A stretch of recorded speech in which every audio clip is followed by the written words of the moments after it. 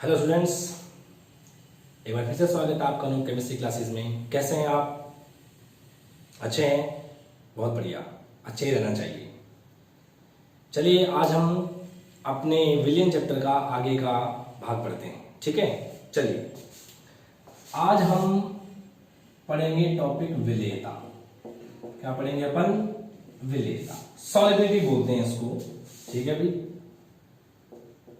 Solubility बहुत आसान topic है, थ्योरेटिकल टॉपिक है, बहुत इजी है। ठीक है, चलिए देखो विलेयता किस में देखनी है? द्रव में देखनी है ना।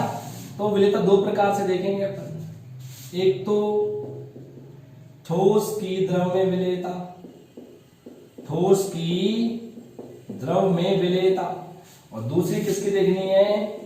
गैस की द्रव में विलेयता। ठीक है भाई, इनकी बात करनी है। तो वैसे मेन हमारा जो है ना, जो मेन टॉपिक है आपका वो ये है। ठीक है, लेकिन हम फिर भी इसके बारे में बात करेंगे। ठीक है, बहुत इजी है, थ्योरेटिकल है। ठीक है भाई, मैं आपको समझा रहा हूं, उसको समझिएगा, नोट्स आप खुद प्रिपेयर कीजिएगा। इसका बहुत इजी टॉपिक है। ठीक है, चलिए इसमें अपन बात करेंगे कि ठोस की द्रव में विलेयता को कौन कौन से कारक प्रभावित करते हैं। कौन कौन से कारक प्रभावित करते हैं? नंबर 1 है विलय और विलायक की प्रकृति। क्या है? विलय और विलायक की प्रकृति। ठीक है भाई, हम देखेंगे कि जो आप ठोस ले रहे हो, जो विलय ले रहे हो, वो कैसा है, वो ध्रुवीय है या अध्रुवीय है। ठीक है, आपको देखना है कि वो ध्रुवीय है या अध्रुवीय है।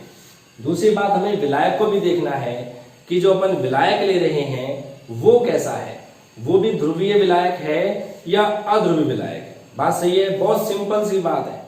समान समान को घोलता है, यानी अगर आपका विलय ध्रुवीय है तो विलायक वो ध्रुवीय में ही घुलेगा।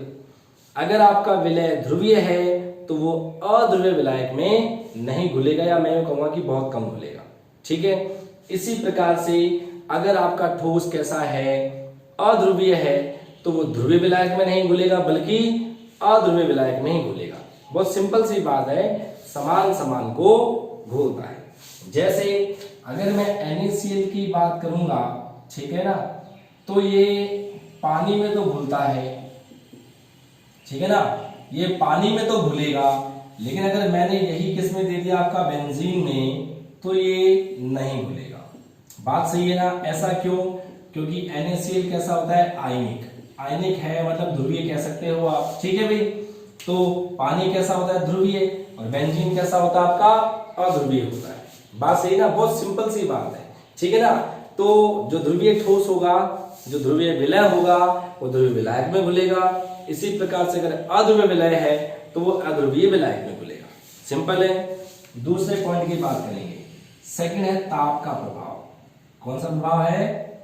ताप का प्रभाव। अब देखो, ताप के आधार पर रिएक्शंस दो तरह की होती हैं। एक होती है ऊष्माशोषी और एक होती है ऊष्माक्षेपी। एक कौन सी होती है? ऊष्माशोषी। एक कौन सी होती है? ऊष्माक्षेपी। ठीक है, फॉर एग्जाम्पल देखिए, हमने NaCl लिया, या हमने KCl लिया, या हमने अमोनियम नाइट्रेट लिया। अगर आप इसको पानी में घोलते हो, ठीक है ना, तो ऊष्मा क्या होती है? अवशोषित होती है। तो ऊष्मा क्या होती है? अवशोषित होती है।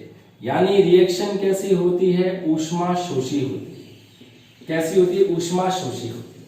ठीक है, इसके विपरीत अगर आप सोडियम कार्बोनेट लेते हो, या लिथियम कार्बोनेट लेते हो, या कैल्शियम ऑक्साइड लेते हो, और अगर इसको पानी में घोलोगे, तो ऊष्मा क्या होती है? उत्सर्जित होती है। ऊष्मा क्या होती है? उत्सर्जित होती है। यानी ये क्या हो जाता है? ऊष्माक्षेपी हो जाता है। ठीक है भाई, तो दो तरीके की रिएक्शंस होती हैं। अब कौन से केस में विलेयता बढ़ती है और कौन से केस में विलेयता घटती है, ये हम 11th में साम्य चैप्टर में पढ़ चुके हैं। ठीक है भाई, एक रसायनज्ञ हुए थे ली शातली। ठीक है भाई, ली शटियर भी बोलते हैं इनको। तो ली शातली ने क्या कहा था कि भाई कोई भी रिएक्शन जो होती है उस तरफ बढ़ती है जहां पर किए गए प्रभाव जो होता है, किए गए जो परिवर्तन का प्रभाव है वो दूर हो जाए। अगर हम किसी रिएक्शन की साम्यावस्था में ताप, दाब और सांद्रता में परिवर्तन करते हैं, अगर हम किसी रिएक्शन की साम्यावस्था में ताप, दाब और सांद्रता में परिवर्तन करते हैं तो रिएक्शन अपने आप उस दिशा की ओर चलती है जहां पर जो प्रभाव जो अपन ने परिवर्तन किए थे उसका प्रभाव क्या हो जाए, दूर हो जाए।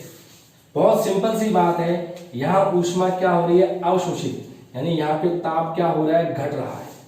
आगे बात समझ में, तो मैं इस रिएक्शन के लिए ताप का मान बढ़ाऊंगा, यानी मैं इस रिएक्शन को गर्म करना शुरू करूंगा। अगर मैं इस रिएक्शन को गर्म करना शुरू करूंगा तो रिएक्शन अपने आप उधर चलेगी जहां पे ताप कम हो रहा होगा। ताप बढ़ा रहा हूं, अभिक्रिया कहां चलेगी, जहां ताप कम हो रहा होगा। ताप कम यहां हो रहा है, इसका मतलब है ये ठोस पानी में फटाफट फटाफट घुलना स्टार्ट हो जाएगी। आगे बात समझ में, मैं यूं कह सकता हूं कि ऊष्मा शोषी प्रकार की अभिक्रिया की ताप का मान बढ़ाइए, ताप का मान बढ़ाओगे तो विलेयता बढ़ेगी। अब यहां चलते हैं, ठीक है भाई, ऊष्मा उत्सर्जित शेपी है, मतलब यहां ताप बढ़ रहा है। अगर यहां ताप बढ़ रहा है तो भैया मैं इस रिएक्शन के लिए ताप का मान कम रखूंगा, यानी अगर मैं इस विलयन को ठंडा करता हूं, ताप का मान कम रखता हूं, तो रिएक्शन अपने आप कहां चलेगी, जहां पे ताप बढ़ रहा होगा। ताप कहां बढ़ रहा है, ताप आगे बढ़ रहा है। ताप आगे बढ़ रहा है, इसका मतलब है ये पदार्थ फटाफट फटाफट घुलना स्टार्ट हो जाएंगे।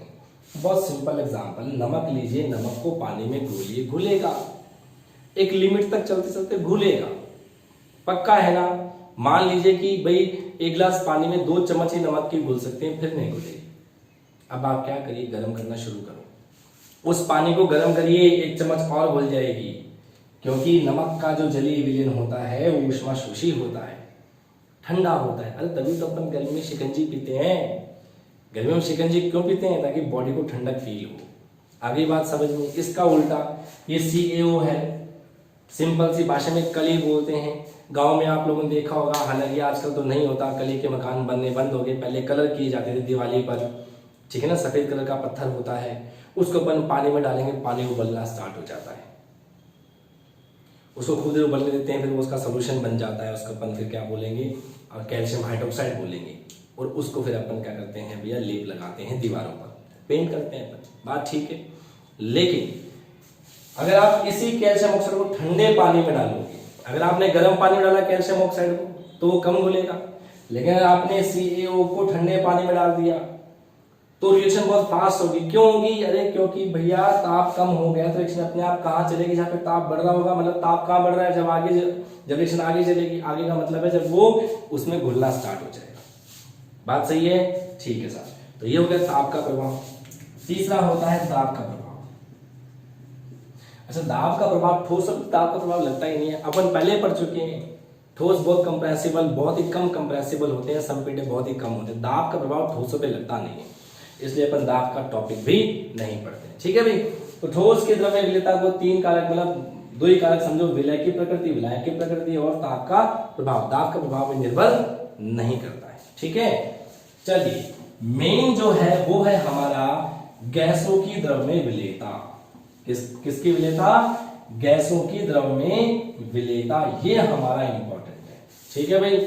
चलिए, तो गैसों की द्रव में विलेयता, इसमें अपन चलते हैं नंबर 1, ठीक है।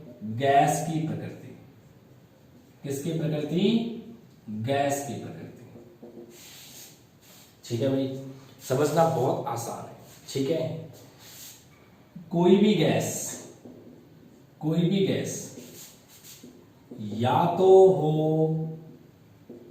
आयनित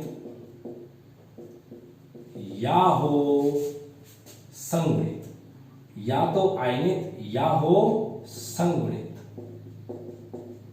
ठीक है ना, विलय हो जाती हैं उस विलायक में। यानी अगर किसी गैस ने, किसी विलय ने द्रव यानी विलायक के साथ में क्रिया कर ली, क्रिया 2 प्रकार से हो सकती है, टूटकर या जुड़कर। अगर टूट गया या फिर जुड़ गया तो वो गैस उस विलायक में घुल जाएगी, अगर ऐसा नहीं हो रहा है तो वो नहीं घुलेगी। फॉर एग्जाम्पल, अमोनिया है, ठीक है, अगर आपने इसको पानी में घुला तो ये घुल जाएगा, क्योंकि क्या बन जाता है, अमोनियम हाइड्रोक्साइड। इसे अपन बोलते हैं संगुणन, जुड़ना, जुड़ गई, इसलिए वो विलय हो जाती है। आगे बात समझ में, ठीक है। CO2 है, पानी में घुला, घुल जाती है क्योंकि इससे क्या क्रिया कर ली इसने, संगुणन हो गया। SO2 है, पानी में घोलोगे घुल जाएगा क्योंकि क्या बन जाता है, सल्फ्यूरस एसिड हो रहा है। HCl है, पानी में घोलोगे तो टूटता है, क्या बनता है, HCO प्लस और Cl माइनस। तो यहां पर तो क्या हो रहा है, संगुणन, और यहां पे क्या हो रहा है, आयनन। तो ये तमाम प्रकार की गैसेस जो है पानी में घुल जाती हैं। लेकिन ऐसे जैसे O2 कह दूं, ठीक है ना, हीमोग्लोबिन जो होता है Hb, इससे क्या होता है, ऑक्सीजनित हीमोग्लोबिन कहते हैं इसको, ऑक्सीजनित हीमोग्लोबिन घुल जाता है। यहां पर भी क्या हो गया, संगुणन हो गया। लेकिन अगर मैं आपको बोल दूं हाइड्रोजन है, नाइट्रोजन है, हीलियम है, नियॉन है, अगर इनको पानी में घोलता हूं तो ये पानी में नहीं घुलती, क्योंकि भैया ये पानी से क्रिया करके ना तो इनका संगुणन होता है, ना ही इनका आयनन होता है, इसलिए पानी में भी नहीं घुलती। आगे ना समझ में, बहुत सिंपल है। ऐसी कोई भी गैस जो किसी विलायक से क्रिया करके या तो आयनित हो जाती हैं या संगुणित हो जाती हैं, वो गैसें उस विलायक में घुल जाती हैं। और अगर ऐसा नहीं होता है तो वो नहीं घुलती हैं। HCl पानी में इसलिए घुल जाती है क्योंकि उसका आयनन हो जाता है। अमोनिया, CO2, SO2 पानी में इसलिए घुल जाती है क्योंकि उनका संगुणन होता है और ये बन जाते हैं। ऑक्सीजन हीमोग्लोबिन में इसलिए घुल जाती है क्योंकि उसका संगुणन हो जाता है, ऑक्सीजन हीमोग्लोबिन से बंध बना लेता है, उसे अपन बोलते हैं ऑक्सीजनेटेड हीमोग्लोबिन बोलते हैं, ठीक है। और जो ये वाली गैसेज हैं ये इसे रिएक्शन करती नहीं है तो इसका मतलब ना संगुणन हुआ ना ही आयनन हुआ, इसलिए ये उसमें घुलती भी नहीं, ठीक है, सिंपल है। चलिए सेकंड पॉइंट, गैस की प्रकृति हो गया। अब अपन चलते हैं विलायक की प्रकृति पर। अजी गैस की प्रकृति हो गई तो अब किसकी प्रकृति आएगी, विलायक की। बहुत सिंपल सी बात है, समान समान को घोलता है, लाइक डिसॉल्व्स लाइक, समान समान को घोलता है, ठीक है भाई। वापस से वही बात आ गई जो थोड़ी देर पहले अपन ने ठोस के अंदर में पढ़ा था, ठीक है ना, विलय और विलायक की प्रकृति वैसा का वैसा यहां आ जाएगा, ठीक है भाई। देखिए तो जो ध्रुवीय विलायक होगा, ध्रुवीय विलायक, ठीक है ना, तो ध्रुवीय जो गैस है उसको तो घोलेगा, ठीक है ना, अध्रुवीय गैस को नहीं घोलेगा। इसी प्रकार के जो अध्रुवीय विलायक है, ठीक है भाई, ध्रुवीय गैस को तो नहीं घोलेगा, लेकिन अगर अध्रुवीय होगा तो उसको घोल लेगा। आगे ने बात समझ में, समान समान को घोलता है, बहुत सिंपल है। HCl है, ध्रुवीय गैस है। HCl क्या है, ध्रुवीय गैस है, सॉरी HCl क्या है, ध्रुवीय गैस है, और पानी क्या है, ध्रुवीय विलायक है। तो जो ये ध्रुवीय गैस है HCl, ये ध्रुवीय विलायक H2 में तो घुल जाता है, लेकिन जैसे अध्रुवीय गैस कौन सी, नाइट्रोजन है, इसको मैं पानी में घोलूंगा तो नहीं घुलेगी, या मैं यूं कहूंगा कि बहुत कम घुलेगी। यहां पे आ जाओ, अध्रुवीय विलायक कौन है आपका, बेंजीन है, या मैं यूं कह दूं टोलुइन है। अब अगर मैं आपसे बोलता हूं कि HCl गैस इसमें घुलेगी क्या, नहीं घुलेगी, लेकिन अगर मैं आपसे बोल दूं नाइट्रोजन तो उसमें घुल जाएगी। आगे ना बात समझ में। तो विलायक की प्रकृति क्या होता है, समान समान को घोलता है। ध्रुवीय विलायक उन गैसों को घोलेगा जो ध्रुवीय प्रकृति की होंगी, उन्हें नहीं घोलेगा जो अध्रुवीय प्रकृति की होंगी। इसी प्रकार से अध्रुवीय विलायक उन गैसों को घोलेगा जो अध्रुवीय प्रकृति की होंगी, ध्रुवीय प्रकृति की नहीं होंगी। सिंपल है, बहुत सिंपल है, थ्योरेटिकल है, पढ़ते पढ़ते लिखते समझ में आ जाता है, ठीक है भाई। दो बातें। तीसरा पॉइंट आता है ताप की प्रकृति, ठीक है भाई। ताप, सॉरी प्रकृति नहीं, ओनली ताप, टेम्परेचर। अगर मैं आपसे पूछूं टेम्परेचर बढ़ने से विलेयता पर क्या प्रभाव पड़ता है, आप बताएं, सोचें कि गैस की विलेयता ताप बढ़ाने से बढ़ती है या घटती है। बहुत सिंपल है, घटेगी। क्यों, देखो अगर मैं ओवरऑल एक बात करूं तो अगर आप ताप बढ़ाते हो तो गैस के अणुओं की काइनेटिक एनर्जी बढ़ जाती है। अगर गैस के अणुओं की गतिज ऊर्जा बढ़ जाती है तो गैस के जो अणु हैं जो घुले हुए थे वो द्रव की सतह को छोड़कर बाहर निकल जाते हैं। आगे बात समझ में? तो जो गैस के अणु हैं, गैस के अणु द्रव की सतह को छोड़कर सरलता से निकल जाते हैं, सरलता से निकल जाते हैं, चले जाते हैं, वाष्पित हो जाते हैं। इसका मतलब क्या हो गई? जो विलेयता है वो क्या हो गई? घट गई। ताप बढ़ाने से गैसों की विलेयता हमेशा कम होती है। आप इसका प्रैक्टिकल भी करेंगे। आप लोग रेडिकल्स मूलकों का परीक्षण करेंगे, प्रथम समूह, द्वितीय समूह, तृतीय समूह, चतुर्थ समूह। तो आप क्या करोगे? पहले H2S गैस को पास करोगे पानी के अंदर में, टेस्ट ट्यूब लोगे, टेस्ट ट्यूब में आपको जो सॉल्ट दिया जाएगा, जो आपको लवण दिया जाएगा, जो आपको मिक्सचर या मिश्रण दिया जाएगा, वो टेस्ट ट्यूब में डालोगे, पानी डालोगे, HCl डालोगे, फिर उसमें H2S गैस पास कराओगे। ठीक है भाई, सेकंड ग्रुप होगा तो टेस्ट आ जाएगा। अगर मान लो सेकंड ग्रुप नहीं होगा तो हमें क्या करना पड़ेगा? टेस्ट ट्यूब को अपन गर्म करते हैं। गर्म क्यों करोगे? क्योंकि जो H2S गैस उसमें घुली हुई है उसको अपने को बाहर निकालना होता है। और बाहर क्यों निकल रही है? गर्म किया H2S जो गैस है उसकी गतिज ऊर्जा बढ़ गई और वो द्रव की सतह को छोड़कर आसानी से बाहर निकल जाएगी। बात ठीक है ना? चलिए, और वैसे अगर मैं आपको बताऊं तो अगर आप किसी गैस को द्रव में घोलते हो तो जो भी बनता है, विलयन बनता है, जो भी बनता है, ठीक है ना, वो रिएक्शन कैसी होती है? Delta H equals to negative. अगर किसी रिएक्शन के लिए डेल्टा H का मान नेगेटिव है, इसका मतलब वो रिएक्शन कैसी होती है? ऊष्माक्षेपी होती है। कैसी होती है? ऊष्माक्षेपी होती है, एक्सोथर्मिक रिएक्शन होती है। आगे बात समझ में? सामान्यतः ऐसा ही होता है।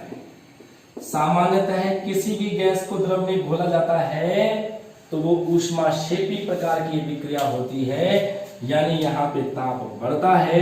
अब बहुत सिंपल सी बात है, ली शटली नियम के अनुसार अगर हम इस संपूर्ण रिएक्शन के लिए ताप को कम रखेंगे तो रिएक्शन अपने आप वहां चलेगी जहां पे ताप ज्यादा हो रहा होगा, और ताप ज्यादा कहां हो रहा है? आगे की तरफ हो रहा है। यानी मेरा कहने का मतलब है कि गैस द्रव में इजीली घुलना स्टार्ट हो जाएगी। इसीलिए कोल्ड ड्रिंक्स को, बियर को, शैंपेन को, सोडा वाटर को ठंडे में रखा जाता है। अरे कोल्ड ड्रिंक को अपन फ्रिज में रखते हैं ना, रखते हैं ना। ऐसा क्यों? ताकि वो गैस जो है वो लिक्विड में भरी रहे, यानी घुली रहे। अब उसी कोल्ड ड्रिंक की बोतल को आप धूप में ले जाकर रख दो, उसको थोड़ा अच्छे से हिलाओ, तो फिर क्या होगा? उसका ब्लास्ट होने का डर रहता है। क्यों? क्योंकि धूप में रखा तो बोतल का ताप क्या हो गया? बढ़ गया। ताप अगर बढ़ गया तो रिएक्शन वहां चलेगी जहां पे ताप कम हो रहा होगा। ताप कम कहां हो रहा होगा? पीछे। यानी उस विलयन के अंदर जो गैस घुली वो बाहर निकलने की कोशिश करेगी, बाहर निकलेगी, तेजी से निकलेगी तो भैया बोतल फट जाएगी। इसलिए हम इन बियर की बोतल्स को, शैंपेन की बोतल्स को, सोडा वाटर को हम कहां रखते हैं? ठंडी जगह पे रखते हैं। ऐसा क्यों? ताकि गैस उसमें घुली रहे, उसमें से बाहर ना निकले। बात सही है ना? तो इस आपका ताप का प्रभाव, ठीक है। लास्ट आता है चौथा, नहीं अच्छा एक और आता है, वो इतना इंपॉर्टेंट नहीं है लेकिन आप लोग ध्यान रखें। फोर्थ पॉइंट भी होता है अन्य पदार्थों की उपस्थिति। कौन सी? अन्य पदार्थों की उपस्थिति, ठीक है। जैसे मान लीजिए कि पानी के अंदर में आपने कौन सी गैस घोली? HCl गैस घोली। कौन सी गैस घोली? HCl गैस घोली। वो घुल जाएगा क्योंकि HCl गैस का आयनन हो जाता है। अब आप क्या करो? उसी पानी के अंदर में कोई साबुन घोल दो या उसी पानी के अंदर में आप नमक डाल दो, तो क्या होगा? अब जो घुलनशीलता है वो पहले से क्या हो जाएगी? कम हो जाएगी। यानी अगर किसी विलायक में पहले से कोई दूसरा पदार्थ उपस्थित होता है तो गैसों की विलेयता क्या हो जाती है? कम हो जाती है। अरे क्यों? आपने नमक को पानी में घोला, नमक को पानी में घोला ना आपने, तो अगर नमक को पानी में घोलते हो तो घुलकर वो गायब हो जाता है। कहाँ चला जाता है वो? भाई जल के अंतराकाशीय स्थल होते हैं, बहुत सूक्ष्म होते हैं, उनमें वो चला जाता है, इसलिए अपने को दिखना बंद हो जाता है। अब अगर आपने पहले से कोई दूसरा पदार्थ उसमें डाल दिया, जैसे आपने नमक डाल दिया, तो गैस के मॉलिक्यूल्स आएंगे कहां पर? वहां तो पहले से नमक के कण सेट है। इसलिए अगर किसी विलायक के अंदर में कोई अन्य पदार्थ उपस्थित है तो उसमें गैस की विलेयता क्या हो जाती है? कम हो जाती है, ठीक है। लास्ट पॉइंट आता है जो सबसे खास है, वो है दाब का प्रभाव। Very very most important. 5 star लगा लीजिए, बहुत इंपॉर्टेंट है। दाब का प्रभाव, इसे समझाने वाला बंदा कौन था? हेनरी। इसलिए इसको अपन क्या बोलते हैं? हेनरी का नियम भी कहते हैं। क्या बोलते हैं इसको? हेनरी का नियम भी कहते हैं। तो हेनरी साहब क्या बोलते हैं? निश्चित ताप पर, ताप क्या कर दिया? कांस्टेंट। भाई तीनों कांस्टेंट करना ही पड़ेगा। निश्चित ताप पर जो विलायक ले रहे हैं वो भी कैसे ले रहे हैं? उसका भी आयतन कैसा है? निश्चित आयतन। ठीक है भाई, निश्चित ताप पर किसी विलायक के निश्चित आयतन में घुली हुई गैस की मात्रा m उस पर आरोपित दाब के समानुपाती होती है। ठीक है ना? निश्चित ताप पर किसी विलायक के निश्चित आयतन में घुली हुई गैस की मात्रा उस पर आरोपित दाब के समानुपाती होती है। सर ऐसा कैसे? देखो फॉर एग्जांपल ये हमारा एक सिलेंडर है। क्या है? सिलेंडर। और यहां क्या लगा हुआ है? पिस्टन। ठीक है, बात सही है। यहां पर है ये पानी, ये क्या है? द्रव। और यहां पर है गैस के कण, ये गैस के कण है। ठीक है भाई, गैस के कण। ओके, अब मैं क्या करूंगा? अगर मैं इस पिस्टन पर ऊपर से दाब लगाऊंगा तो पिस्टन धीरे धीरे कहां जाएगा? नीचे। नीचे आएगा तो इस गैस पर दाब बढ़ेगा। ये गैस किस में आना स्टार्ट हो जाएगी? द्रव में आना स्टार्ट हो जाएगी। इसका मतलब ये है कि गैस पे दाब लगाओगे तो वो घुलना स्टार्ट हो जाएगी। ठीक है, तो गैस कितनी घुल रही है? 2 ग्राम, 10 ग्राम, 20 ग्राम, 50 ग्राम, कितनी घुलती? जितना उसमें दाब लगाया जाता है। यानी निश्चित ताप पर किसी विलायक के निश्चित आयतन में घुली हुई गैस की मात्रा उस पर आरोपित दाब के समानुपाती होती है, या उसके द्वारा लगाए गए दाब के समानुपाती होती है। हम यहां से प्रोपोर्शन को हटाएंगे, कांस्टेंट लगाएंगे तो KH। क्या लगाएंगे? KH। यहां पर KH क्या है? Henrys constant. ये क्या है? हेनरी नियतांक है। ये क्या है? यहां पर हेनरी नियतांक है। बात सही है? कोई प्रॉब्लम बोलो? एकदम इजी है। अच्छा, अब अगर मान लीजिए चलो अपन ने 11th में पढ़ा है गैस अवस्था पढ़ा है। गैस अवस्था में डाल्टन का आंशिक दाब का नियम पढ़ा था। डाल्टन का आंशिक दाब का नियम क्या था भाई?